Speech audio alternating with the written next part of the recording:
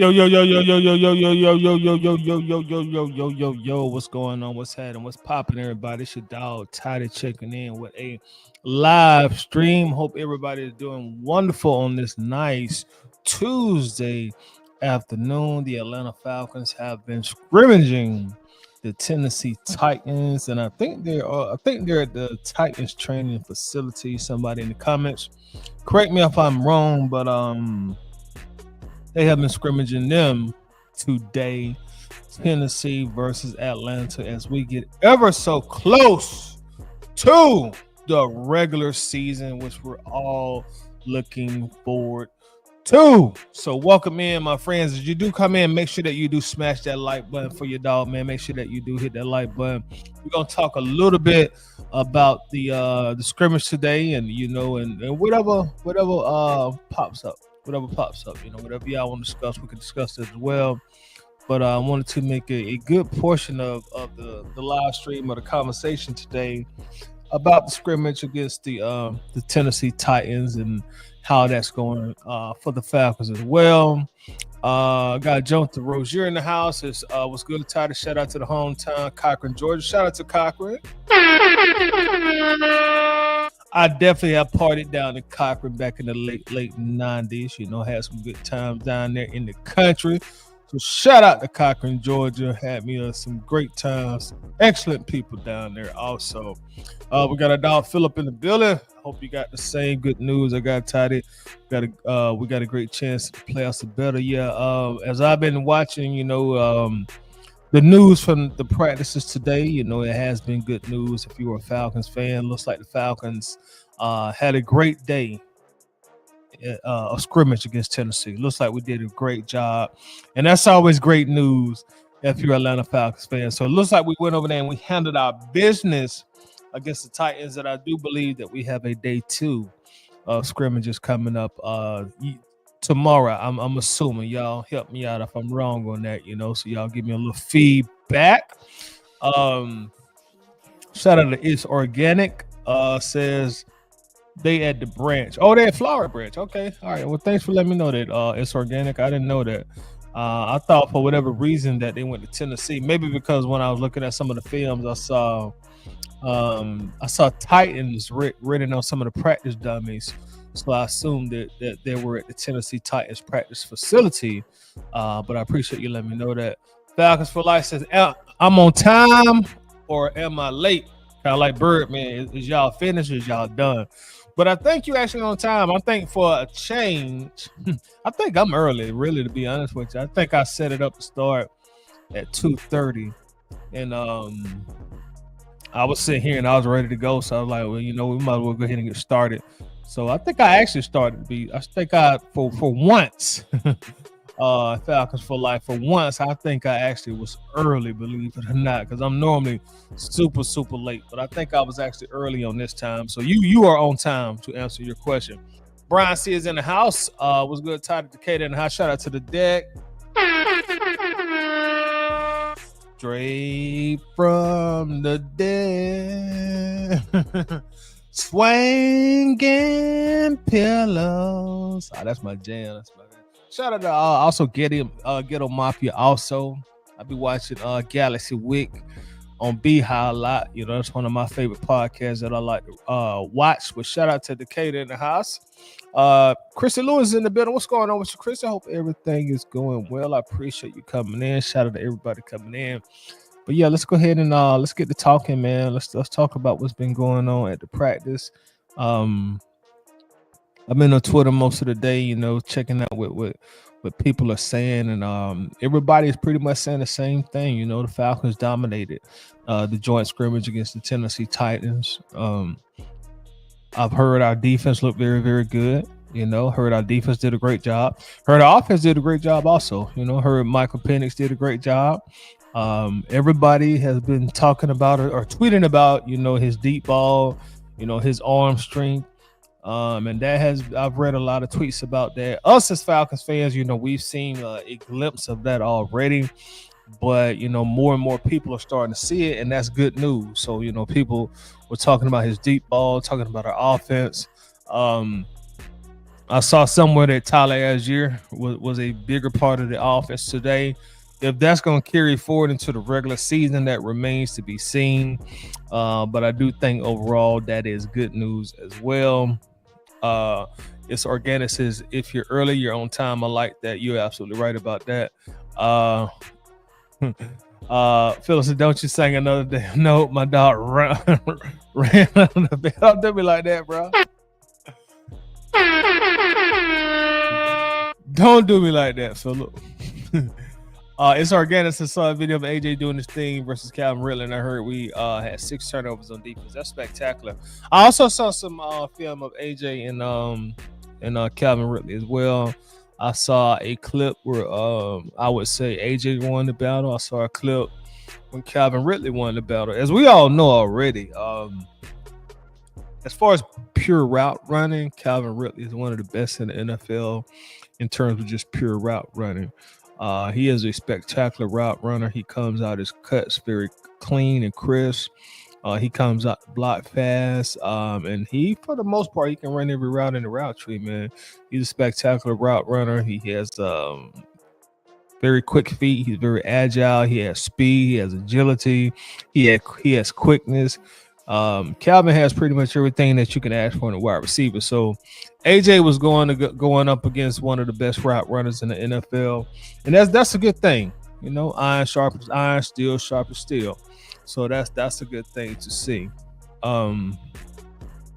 His organic see Red did break him down on a deep dig. I didn't see that one. I saw Calvin really get the best of him. I think it was on a slant route. Speaking of getting the best of somebody, let's look at some of the stuff that the Falcons have provided to us, y'all. We're gonna, while we do continue to talk about the scrimmage, we're gonna actually look at some visual stuff as well. We're gonna look at what the Falcons have put on some of their social media. We're looking at right now Drake London. He's battling against one of their cornerbacks, and Drake just goes up the ladder and grabs this and brings it down. That's typical Drake London, though. That's something that we've seen from Drake London quite a bit as Falcons fans. But that's what Drake does, you know. And I'm proud to say that Drake London has my bad, y'all, my phone wrong. Drake London has exceeded my initial expectations his first few years in the league. He's just been a dog. You know, he's been a beast, and then he has had to deal with a quarterback carousel that we've had in Atlanta, you know, from Kirk Cousins to Taylor Heineke to Desmond Ridder to, you know, Marcus Mariota, you know, now Michael Penix Jr.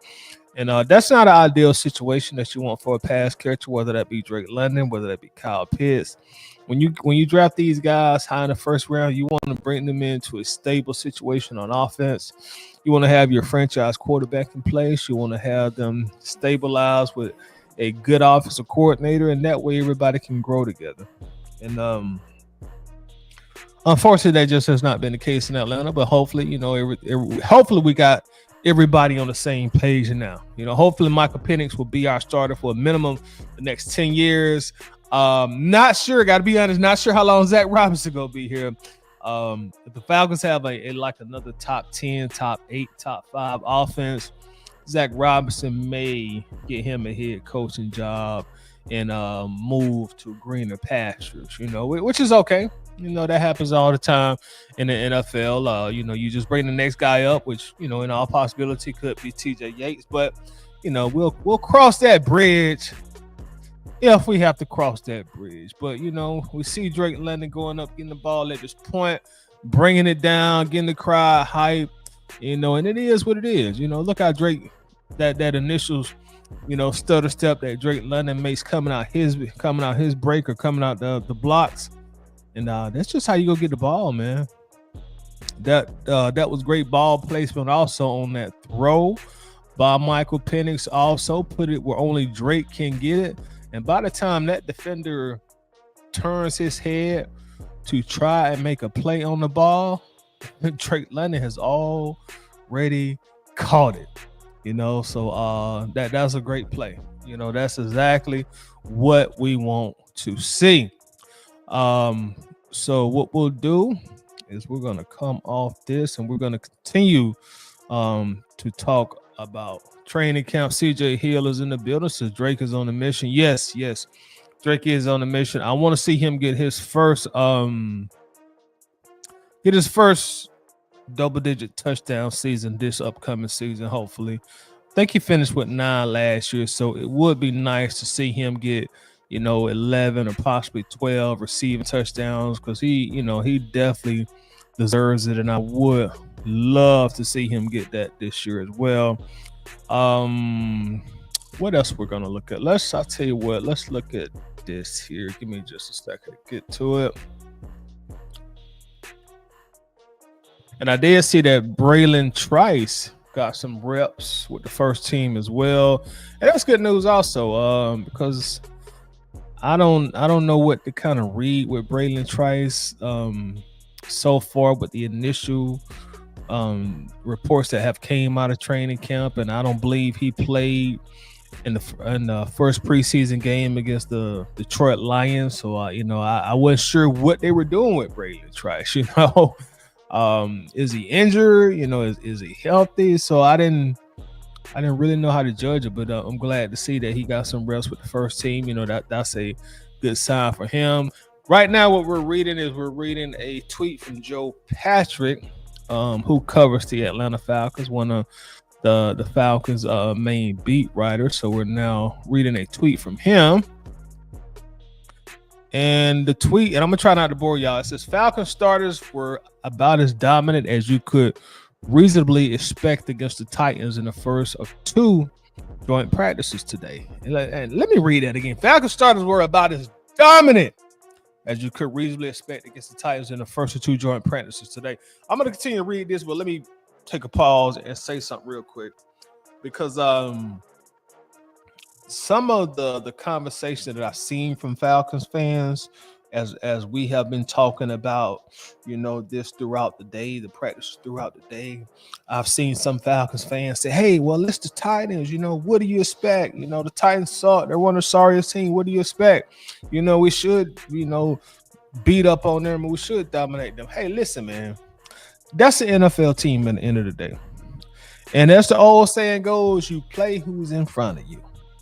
Whoever they put in front of you, you play them, you compete against them, and you beat them at the end of the day. So keep all that negative Norris stuff to yourself, because it's like that sometimes people just want to be, and I get it. I kind of get it, but it seems like sometimes people just want to be negative just to be negative. Perfect example of misery loves company. You can't seem to find a positive outlook about anything, so you're gonna just try to bring everybody into your misery bubble, because it's like now you're finding something negative to say about us looking good against Tennessee or whoever it was. Now, if the reports came out and they said, well, Tennessee dominated the Falcons today, you would find a way to be negative about that. Oh, we're gonna suck again. We can't even look good against the Tennessee Titans. So damn if you do, damn if you don't. Good God, people. Like, we got 17 games, of course, this year. If the Falcons come out and they don't perform well, let's complain at that time. If week 10, week 11, week 12, and we losing, and it's obvious we ain't a playoff team, and we trash again, all right, let's complain then. At that point, you have a right to complain. You have valid reasons to complain.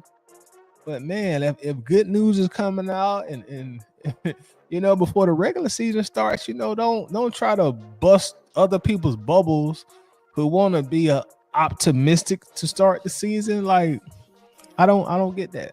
And like I said, don't get me wrong. If the Falcons are trash this year, hey, at that point we'll throw mud on them. And y'all know me, y'all know how I rock. I'll be right there with you to throw mud on them. But until then, relax. Good, relax. Good gracious. So let me start this again. This is from Joe Patrick, reporter who covers the Atlanta Falcons. Falcons starters were about as dominant as you could reasonably expect against the Titans. In the first of two joint practices today, offense moved the ball seemingly at will. You love to see it. Penix wasn't perfect, and he missed some underneath stuff, but the big plays were there and consistently completing downfield between the numbers and to the outside. Play action from the pistol on display. Hey, that pistol coming back. The pistol is back. Defensively, the Falcons smothered the Titans passing attack led by rookie Cam Ward.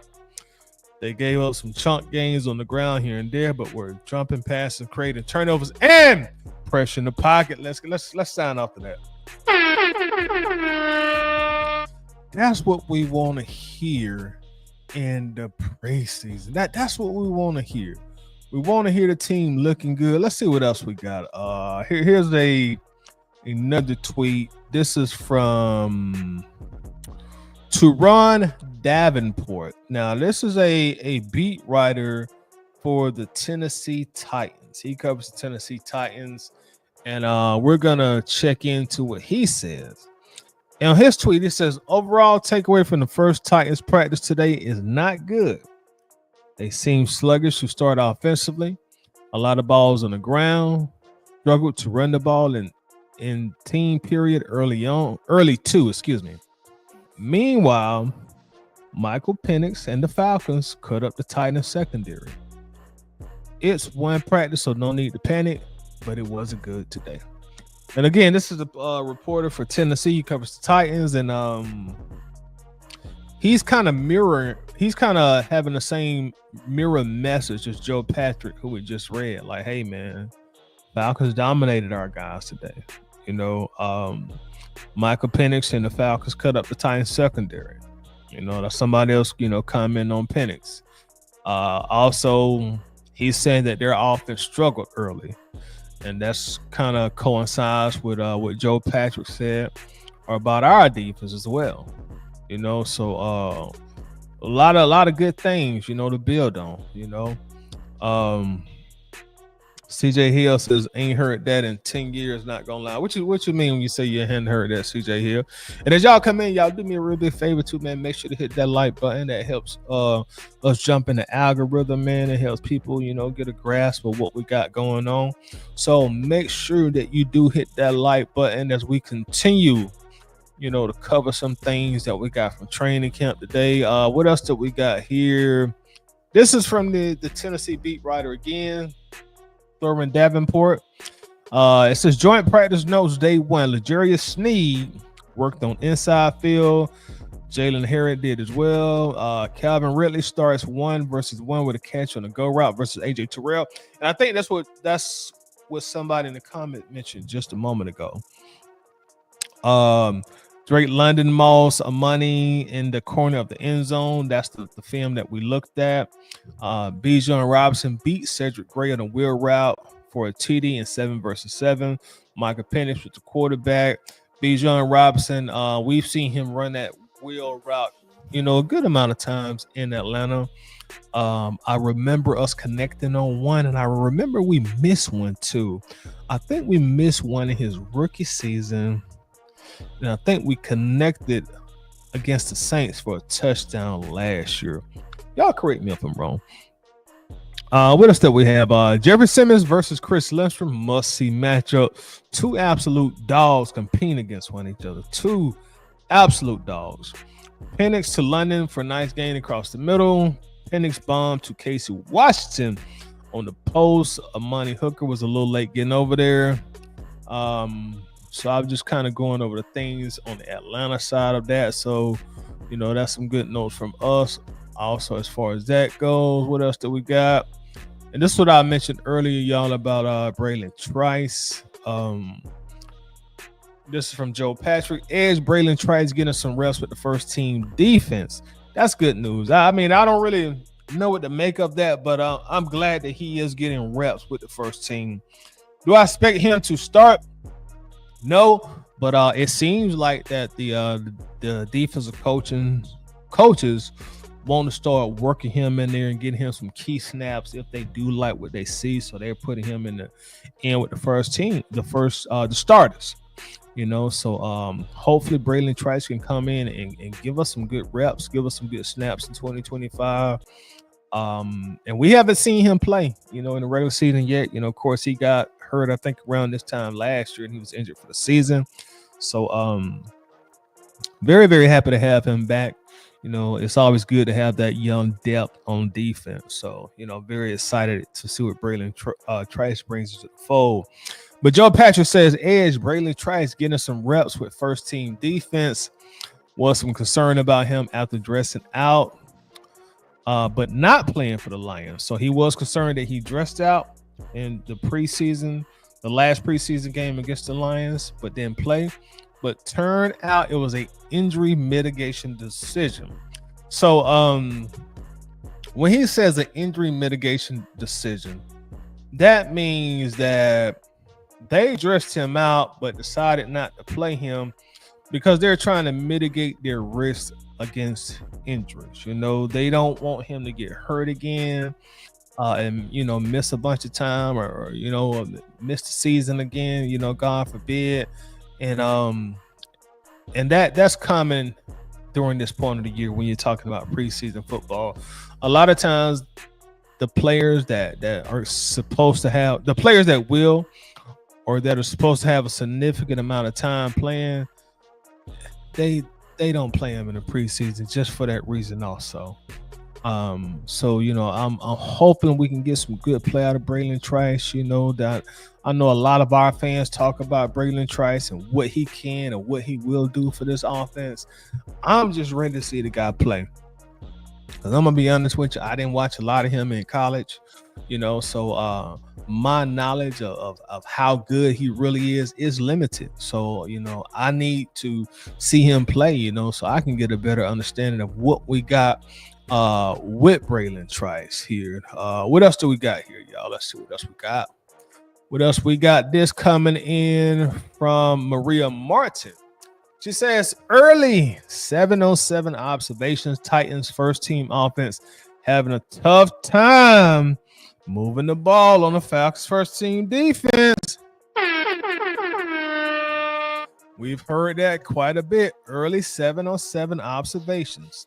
Titans first team offense having a tough time moving the ball on the Falcons first team defense. And y'all know our defense look good against the Lions. Now, granted, that wasn't their first team offense. You didn't have their big dogs out there. Hey, but we didn't have our big dogs out there either. For the vast majority, we did not play our first teamers on defense either. But you saw it. You saw that potential from our defense when we lined up against the Lions. It looks like, we got some good young depth, and that's something that we've really missed in Atlanta defensively, having some depth. And it looks like, we have some depth right now. But so that's another good thing, us dominating them. Let's see what else we got here. Torrey McHaney says Raheem Morris said Michael Penix Jr. is not likely to play this Friday, but they will have further conversations about Kirk Cousins. Said they will know more after joint practices. Let me read that again. Raheem Morris says Michael Penix Jr. is not likely to play, but they will have further conversations about Kirk Cousins. Said they'll know more after joint practices. So he's pretty much saying that Penix won't play. Penix is not going to play in game 2 of the preseason. What I'm gathered from this tweet, in all likelihood, Kirk won't play, but I'll have a better idea after the joint practices. So they're pretty much saying, hey, we're going to see how these joint practices go. We're going to see how Kirk looks, how he looks against their defense, how he's feeling. And if we feel that he needs to go out there and practice and get some more reps, get some more snaps, we'll run him out there for a little bit. If not, you'll see more Easton Stick and Emory Jones. Let me see here. Let me go back in the comments, y'all. And we're going to keep going over this. Coach is in the building. What's going on with Coach? How's it going, brother? Because I don't want to see how good his bombs are. Tell me he's getting that short touch game down packed. I don't know when you came in, Coach, but we actually read something from Joe Patrick that said he missed some things underneath. So he's still working on that. That's still a work in progress for Michael Penix, and hopefully that underneath or the intermediate passing will be much improved from him in 2025. Coach says, and good afternoon and happy first day of school to all of us back at school or starting soon. Happy first day of school. Good afternoon to you as well. Now for everybody's in the building, Toddy, what's up? Let's go Dirty Birds. Let's go Dirty Birds. Let's get it. Coach also says, forget practice and preseason. Hurry up and get to the real deal so we can see the finished product. I sure feel you on that, Coach. I'm ready. Got our brother David Stark in the house. What's going on with you, David? We also got our guy Millie Mills in the building. What's happening, fellas? What is happening, man? As y'all come in, y'all make sure that y'all do hit that like button for your dog, man. I do appreciate it. Help us jump in the algorithm, hit that like button. And if you don't mind, share this somewhere on your social media. But speaking on Raheem Morris, Kirk Cousins, let's see what Coach Morris had to say today. Here he is having an interview with Tori, and we read a few of her tweets just a moment ago.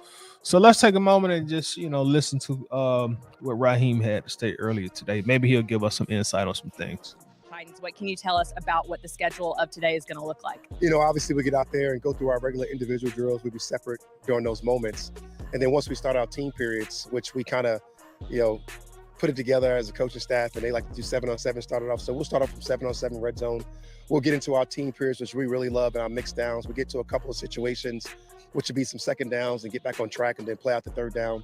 But a lot of unscripted work, a lot of really good work, competition, high level stuff that I really enjoy these moments and these times. You talk about enjoying it. The intensity always seems to go up during joint practices. What can you kind of tell us about the exciting moments that Sorry to pause that, y'all. But I saw somewhere where very recently where Coach Raheem Morris says he's not a big fan of 7-on-7 drills. And they asked him, well, why not, Coach? He was like, well, it doesn't really mirror game scenarios because there's only 7 people out there, so in a football game it's 11-on-11, and he was just saying the 7-on-7 sometimes can create scenarios that are not ideal on how a real football in the game in the NFL is played. So he's not a huge fan on 7-on-7s. I was kind of expecting him to say something about it there, but I assume maybe he feels like he's spoken on that enough. Fans can be looking forward to today. You always love the intensity to go up, and you always like to keep it within the confines of our game, which is the best thing that can happen for us. We got our officials out here today.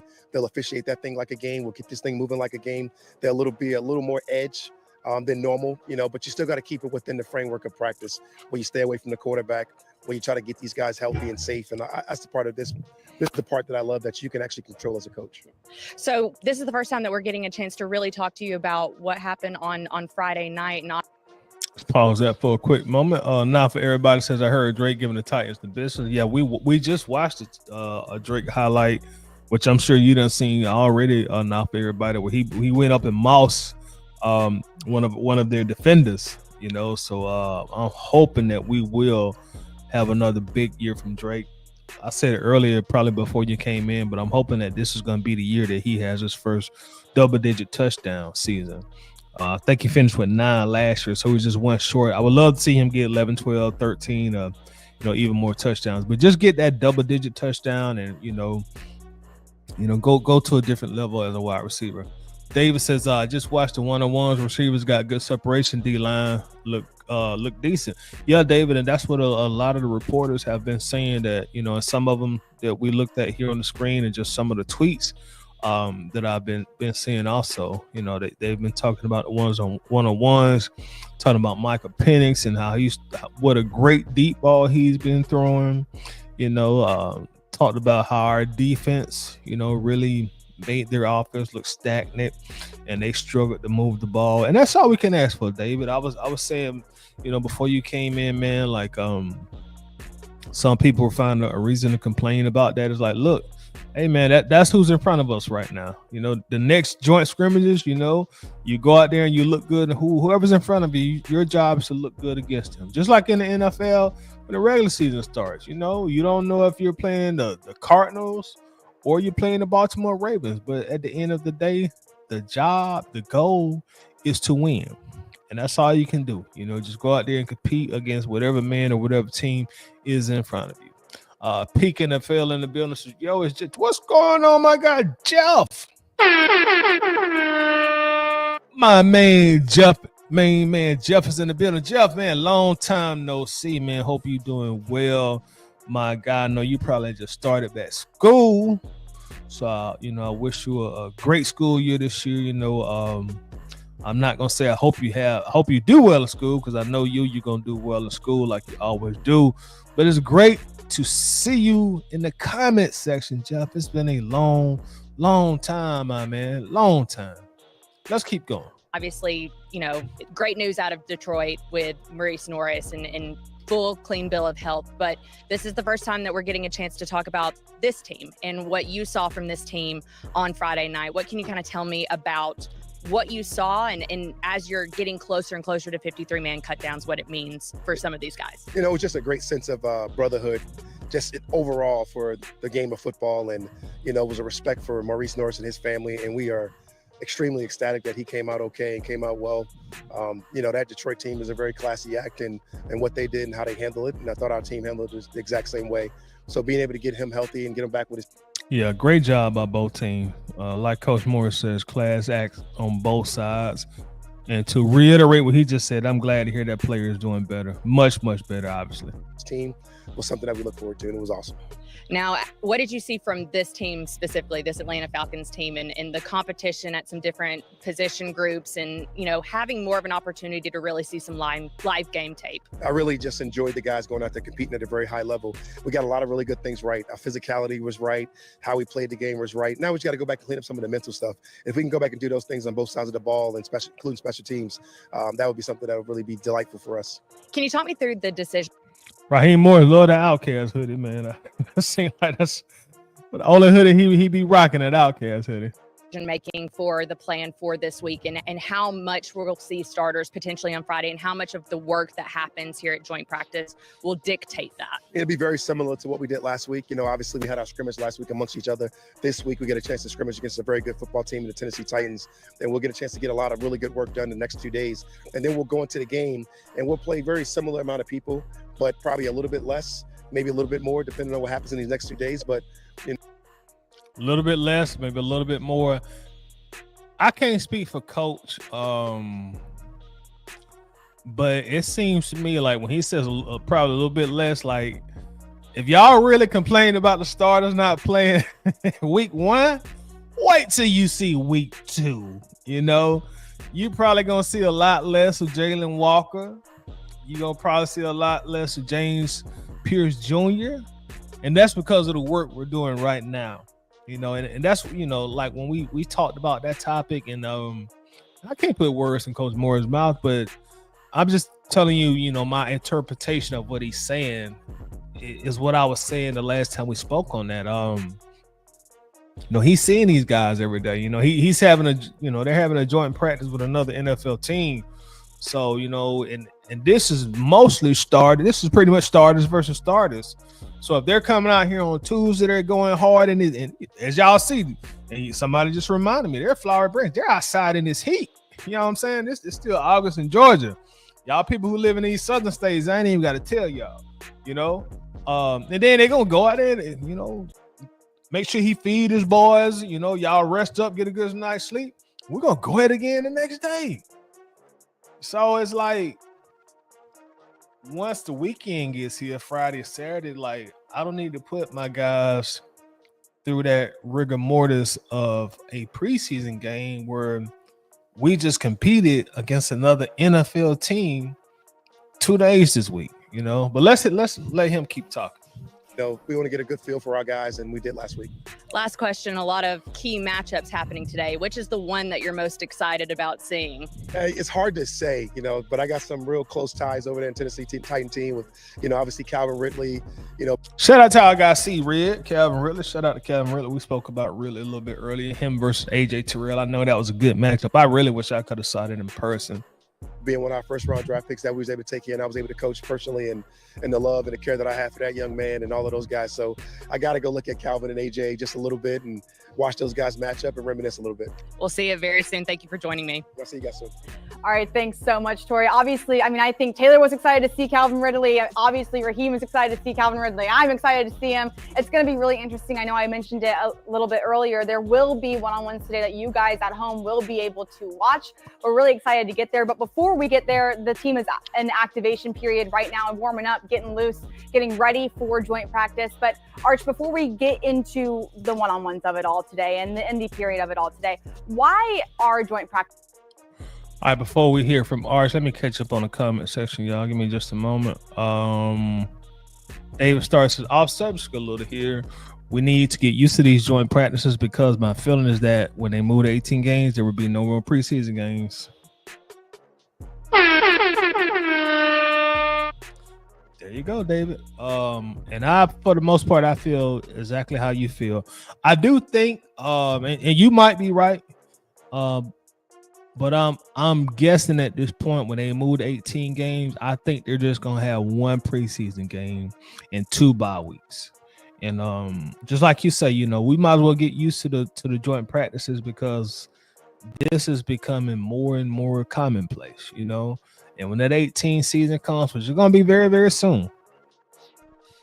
Like I said, I think they'll give the teams another bye week, or you might get a mini bye week, I'm sure they're gonna find somewhere to do that, but they'll give them more time off, and they're gonna, do it. Like Dave says, either gonna be no preseason at all, or what I'm thinking it'll be just one preseason game. I feel like they'll get a coach. Okay, here's one opportunity. The guys that you drafted, that you're unsure are gonna make the roster. Your undrafted free agents, all of those. Here's your one opportunity to get that look at them to help you decide whether or not you're gonna keep them on this roster or you're gonna give them their walking papers. But this is becoming more and more common. So like David say, this is just something that, hey man, we're gonna have to get used to. Now, for everybody's tired, I appreciate your view on Coach Morris about how he's treated versus the other football coaches. Salute. Yeah, no problem, man. No problem. And that's something that I have expressed in another recent video, based on all the, the criticism, the mud and the flack that Coach Raheem Morris has gotten. And, my stance all along has just been, hey, man, just get a guy a fair shot. That's all I've been saying from the jump. Just get a guy a fair shot, And I will repeat this again. That was not my first head choice for our coach. Not my second choice for the coach. Not my third choice. He wasn't even in my top 5. But I don't make the decisions. And once he's here, get a guy a fair chance. If we don't, live up to our expectations this year as a football team in 2025, if we only win 6, 7, 8 games, he will be removed. And then we will find a new head coach. And at that point, hey, go ahead and bash him and throw the mud, but at least get a guy a fair chance. That's been my stance all along. Give the guy a fair chance. I just saw it and I noticed it was just like too many people want to fire him after 1 year.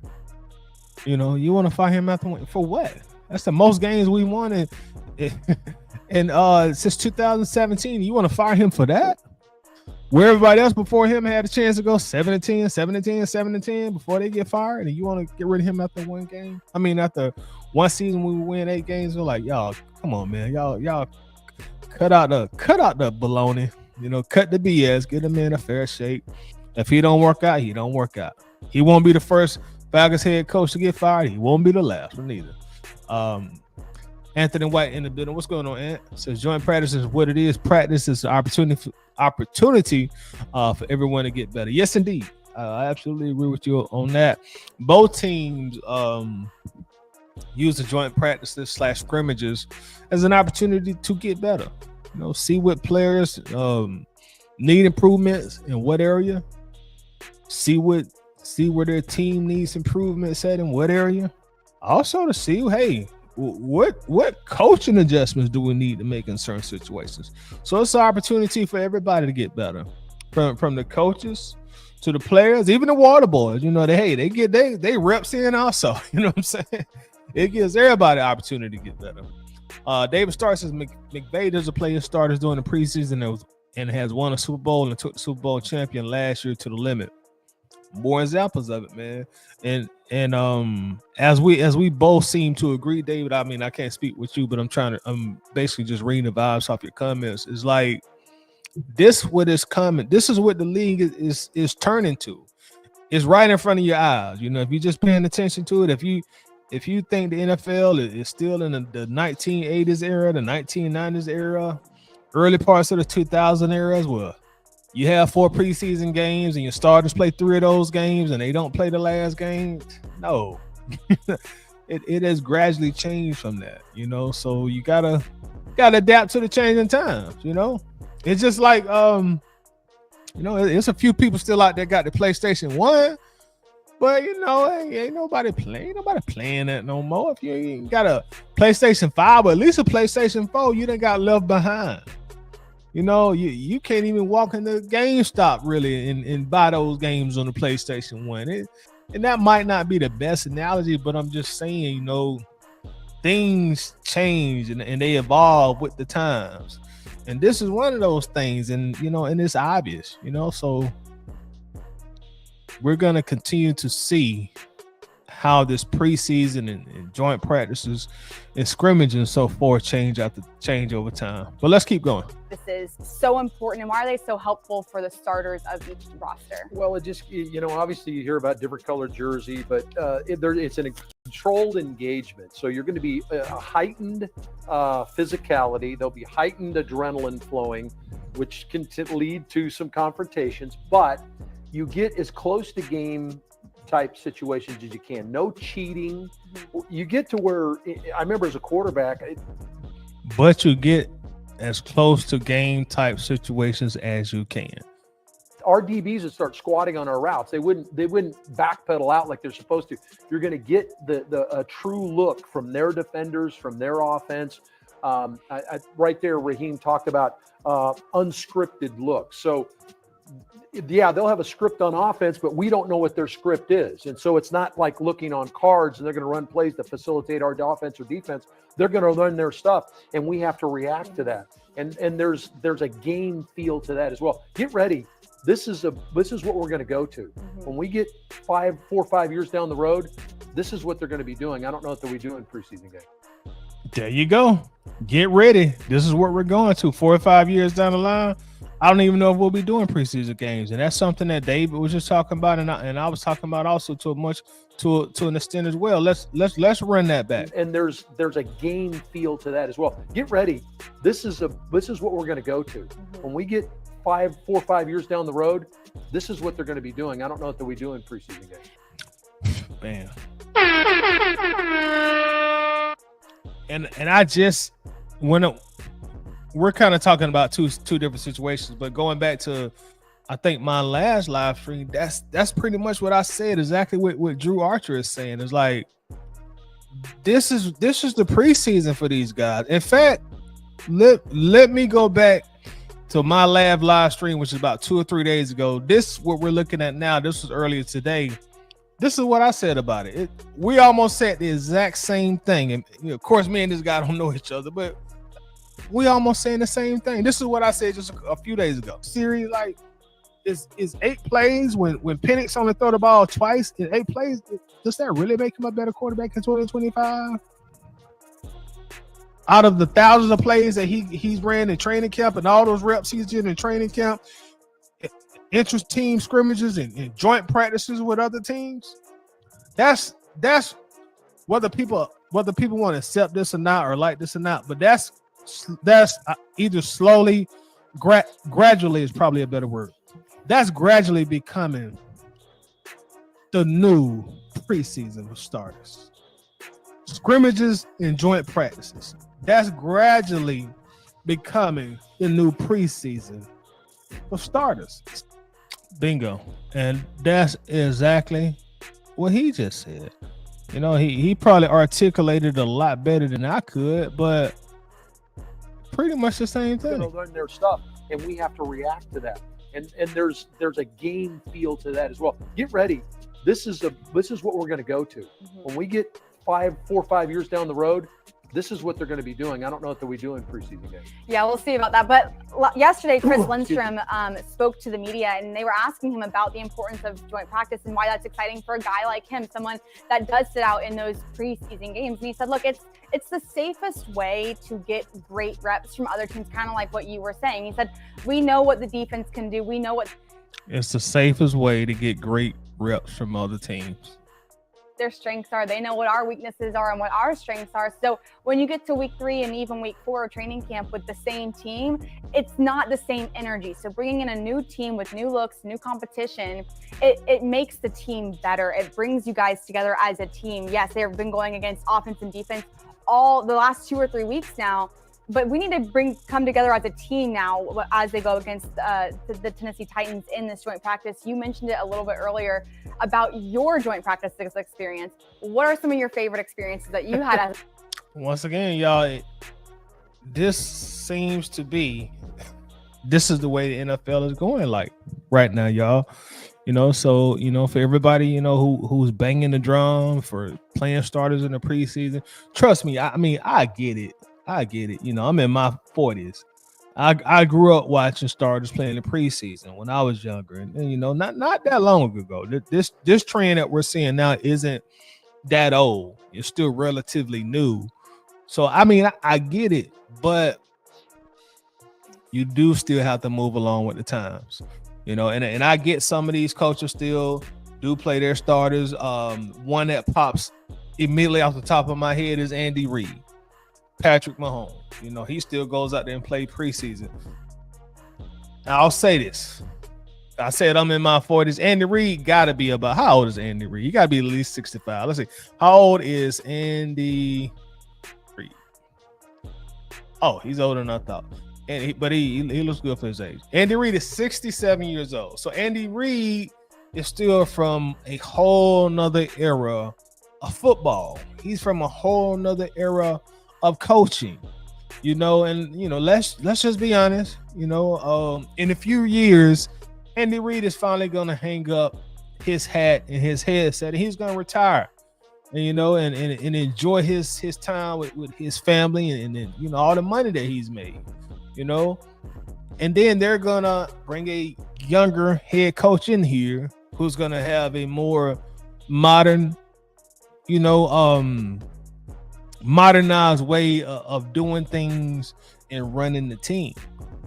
So that philosophy of playing my starters in the preseason like Andy Reid does with Patrick Mahomes, when Andy Reid retires pretty soon, and I'm not trying to force him out, but I'm just, you know, doing an age association thing. When that new coach comes in here, man, he's gonna kind of probably go along with the times. And by that time, you're gonna have probably an 18-game season, and things really gonna look different now. So that's just where we're at with football nowadays. Again, I understand where people come from when they say teams, certain players, or we should play our starters. But again, this is our preseason. When we compete against Tennessee in these joint practices, I call them scrimmages. I get their joint practices, but this is the preseason. When they bring the next team in here, just like Chris Lindstrom was just saying, that's going to be the preseason. Those are the starters preseason. You know, you don't see Easton Stick and Emory Jones out there. You see Michael Penix. You see Drake London. You see Bijan. You see Tyler Algier. You see David Onyemata. We just talked about Calvin Ridley and AJ Terrell battling. This is Jesse Bates time. You know, this ain't the 5th or 6th round. This is effectively the preseason games for the Falcons starters. And that's why Raheem Morris said what he said a moment ago. I'll be able to give you more clarification on if Kirk Cousins plays after the joint practices.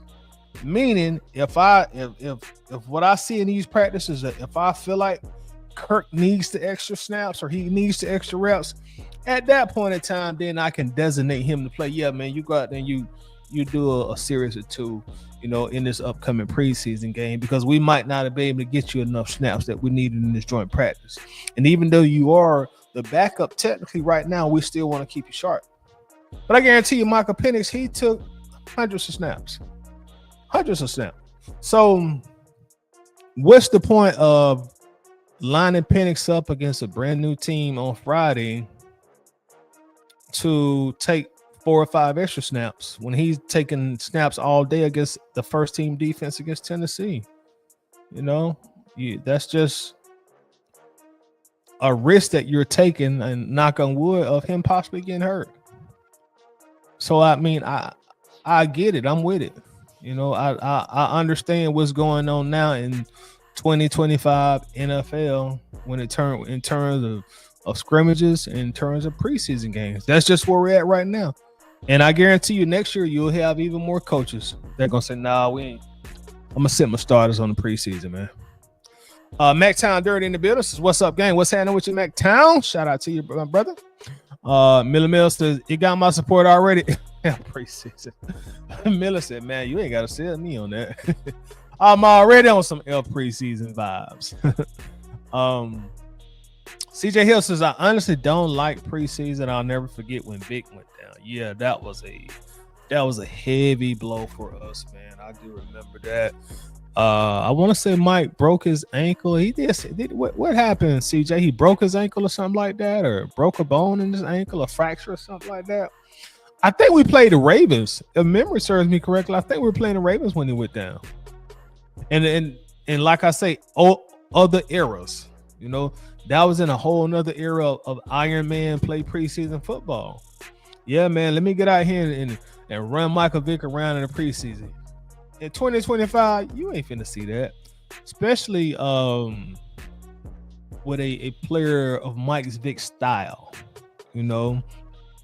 a quarterback that uses his legs quite a bit at the quarterback position, which is why you don't see Lamar Jackson playing preseason games, because Lamar Jackson is the same type of mold of quarterback as Michael Vick was, using his legs a lot. So, they're not, Baltimore not finna risk him going out there and getting hurt, for 4 or 5 meaningless snaps. And I'm not saying that to shun the idea of preseason, because as I mentioned, if Raheem Morris feels like the entire starters need to play preseason games, hey, I'm all for it, man.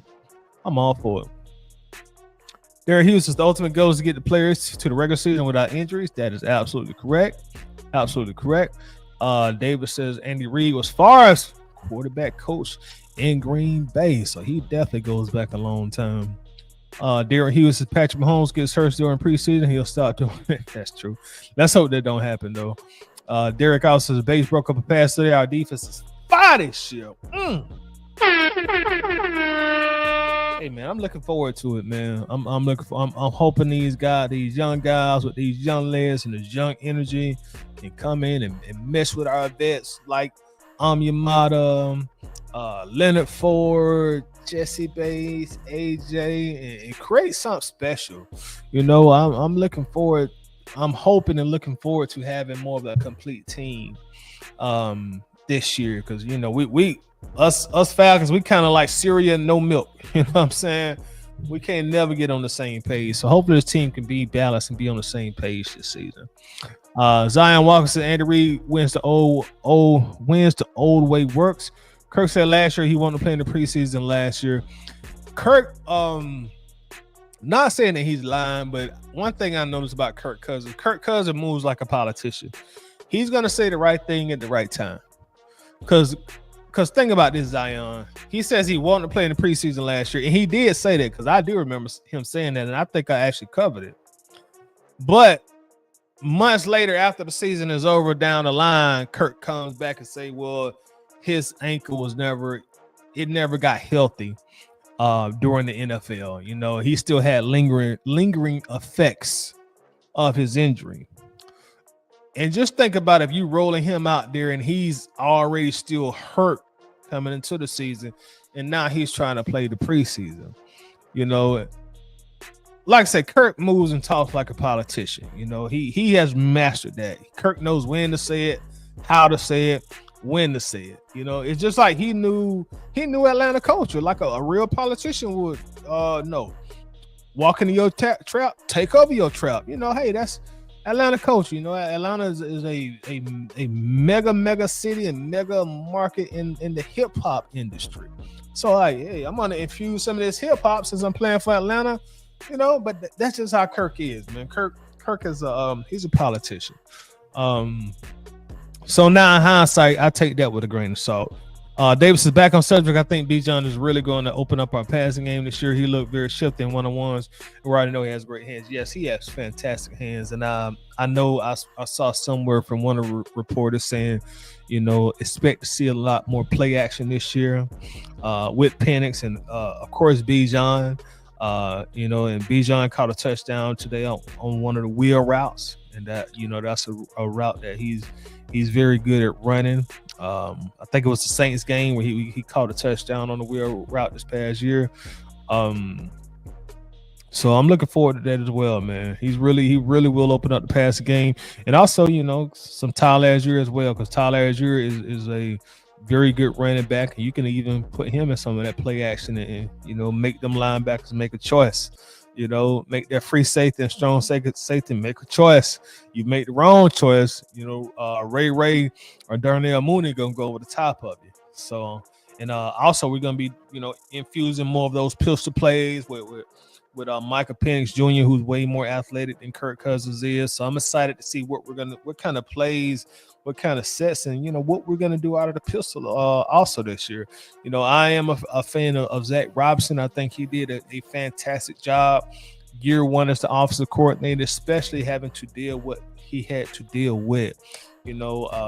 Watching Kirk start slow and then kind of hit his pinnacle in 2025, and then just hit a wall and just having to bring in the rookie and having to adjust, and still was a top 8 offense. So looking forward to see what Michael Penix and his second year with our offensive coordinator, what they're going to be able to do. Zion says Kirk said not playing the preseason last year made it start off slow versus Pittsburgh. Yeah, and I just covered Kirk with his political ways. And Kirk was just being a politician, in my opinion. See, just his broke his fibula. I do remember that.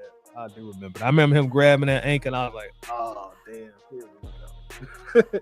Here we go. I remember that. Man, broke his ankle almost what Dak Prescott did with his ankle. Derek Hughes says, Kirk looked terrible last year against Pittsburgh. I lost respect for him trying to play after he knew he was injured. He should have did what was best for the team and let Penix. Yes, man. The thing about it that is like, it was obvious. it was actually painfully obvious that Raheem Morris and the coaching staff, they did not want to play Penix, man. They waited to the last possible moment. It's almost like they were pushed against the wall. They had a sit-down meeting with Arthur Blank and probably Greg Beatles. They didn't want to play Penix. All Kirk had to do is have a conversation with the trainer, the offensive coordinator, the head coach. Hey, guys, like, I'm still out here playing, but I need maybe 3 weeks to heal. I need to let my body heal. I took a hit against New Orleans, and I just ain't recovered from it yet. So I need some time to heal. I need to let my body heal, and that way I can help the team. Because I think I'm at a point right now where I'm hurting the team, and I really need to heal. That's the only conversation he needed to have. Kirk would have got his job back. He would have got his job back. Man, they're paying you $100 million guaranteed. Michael Penix would have had to look like Joe Montana in his prime. It'd have had to be another Tom Brady situation for you not to get your job back. And how often do you see a Tom Brady situation? I've only seen one in my lifetime. That's how rare it is. So they did not want Penix out there playing, man. They wanted you to keep the job, Kirk. So much that the head coach took a lot of flack for the amount of time he waited, because he's sitting there waiting because he's like, well, Kirk saying he okay, so he's a vet, let's see if he can figure it out. He never figured it out. All Kirk had to do is sit down for 2 to 3 games, get right. He'd got a job back, man. He was just being selfish. He was looking out for Kirk Cousins, not him. And that goes back to me saying Kirk Cousins is he's just like a politician. Don't be surprised when he gets done playing football. That's his second career. A politician.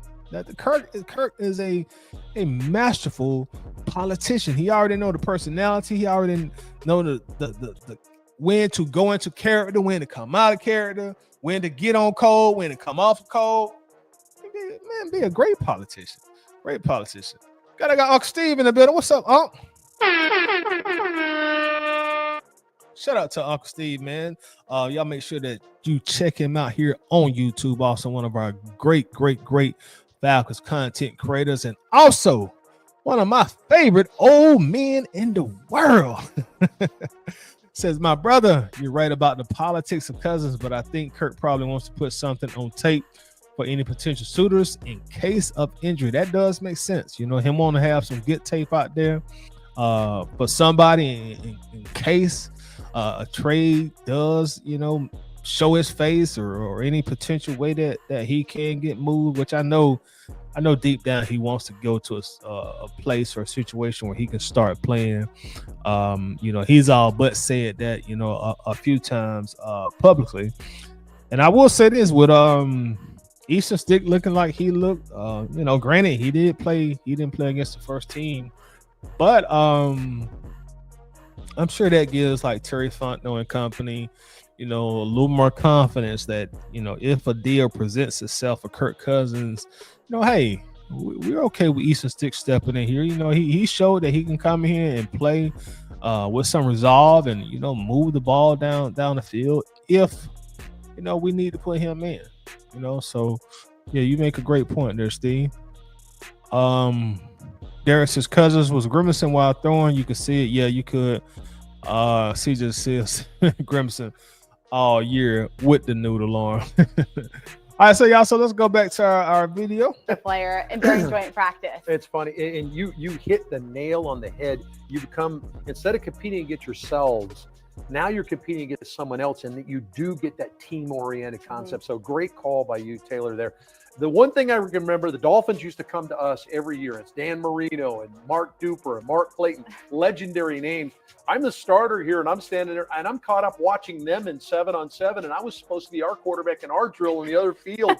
People are yelling, Archer, get your ass over here. Stuff like, I was caught up in the whole movie star deal with Marino and all those guys. That was one of the funny memories I met. But I remember the heightened competition.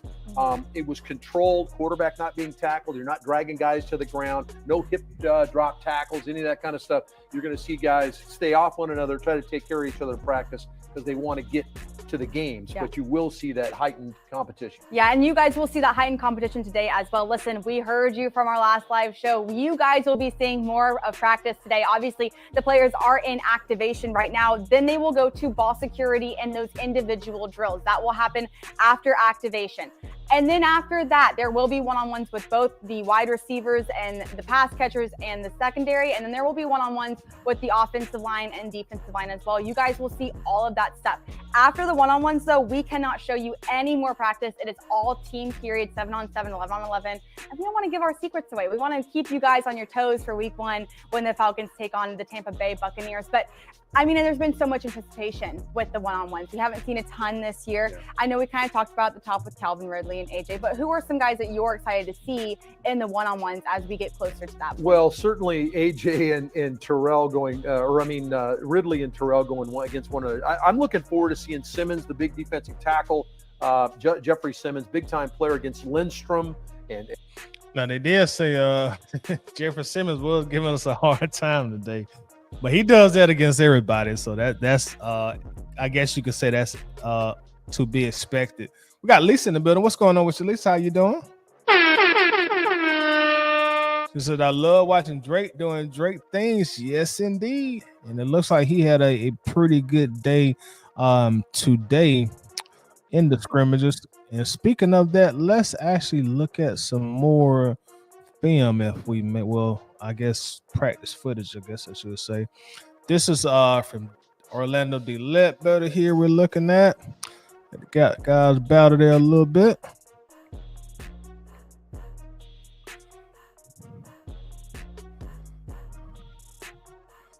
And that's Jake Matthews against Arden Key and Matthew Bergeron against Sebastian Joseph Day that we're watching right there. See what else we got down. Let's go down D-Led's timeline, y'all. Says injury report. Clark Phillips the third out with a rib injury. Titans quarterback Cam Ward. Pass was tipped by Adrian Terrell and intercepted by Jesse Bates in return for a touchdown. Blow the horn of that. Let's hope we can get a lot more interceptions this year as well. You know, that would be nice. Got a Kyle Pitts sighter. Let me pause that. I won't get it on YouTube bad side. I don't know. Kyle Pitts look a little more agile in preseason this year. You know, I don't want to say it look like he lost weight, but it looks like he got a little more in shape. If that makes any sense. Maybe it doesn't. Let's see here. Let's look at our offensive line.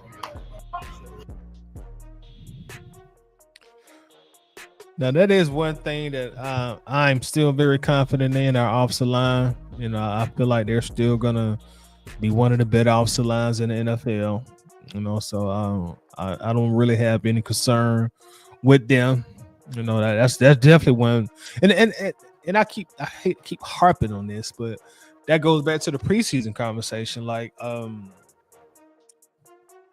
does our offensive line, do we really feel like the offensive line need to play in the preseason snaps? You know, they've been one of the best units in football the last few years, and if you resting your offensive line, you know you damn sure not finna put Michael Penix back there behind a second string offensive line. You know, because our offensive line has shown like, hey man, we can get the job done. All right, so and this is the play that we've already seen. As Drake London with just a great catch.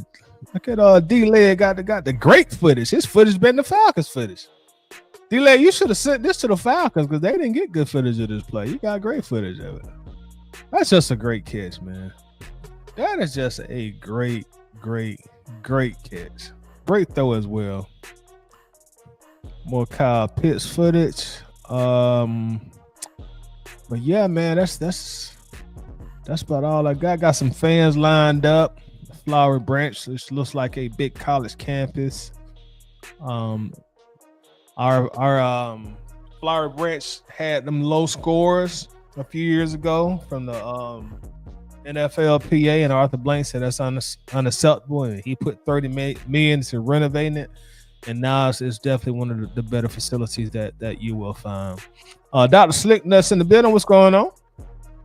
David starts to get more picks, means AJ must catch the ball when he gets his hands on it. His hands have needed to improve since he got in the league. I do agree about that. And that goes back to that old saying, David. That's why you play cornerback, because you couldn't be a wide receiver. Guy like AJ and Desmond Trufant. I remember, man, if Trufant could catch, if Desmond Trufant could catch in his prime, he probably would have led the NFL in interceptions at least 1 year. Because I swear I seen Trufant drop at least 6 or 7 easy interceptions 1 year, and Trufant just could never catch. And again, that's where the old saying comes from. Son, you play cornerback because you can't catch. You couldn't be a receiver. JD is in the house. What's going on with you, Jason? Yeah, what's good, fam? Hey, we chilling like a villain, man. Chilling like a villain. Just going over some things here from the joint practice with the Tennessee Titans. Looks like the Falcons did dominate today, which is a good thing. And I just want to, remind y'all, I spoke about it earlier, y'all, but hey, man, if we dominate the Titans, that's a good thing. Let people talk about that and be good with that and be okay with that. They're still an NFL team at the end of the day. You only can play and you only can perform in front of who they put in front of you. It's not like this was Georgia State. It's not like this was Georgia Southern. It's not like this was Kennesaw State. This is another NFL team with an NFL head coach, NFL quarterbacks, just like we got. You know, so hey man, like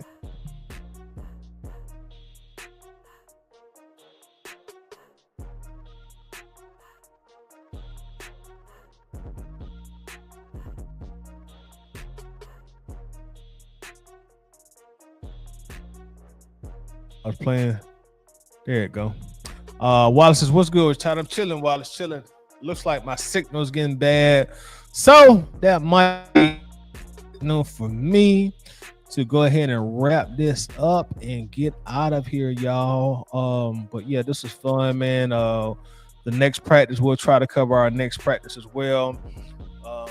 But yeah, y'all, as y'all leaving, if y'all coming in and you watching the replay game, make sure to like it, and also make sure that you do share the stream if you feel obliged to do so. I want to thank everybody for your time this afternoon. This was fun. I'll try to start doing more daytime or afternoon streams as well. But until then, I'm out of here. Peace out. Y'all have a good one. Go.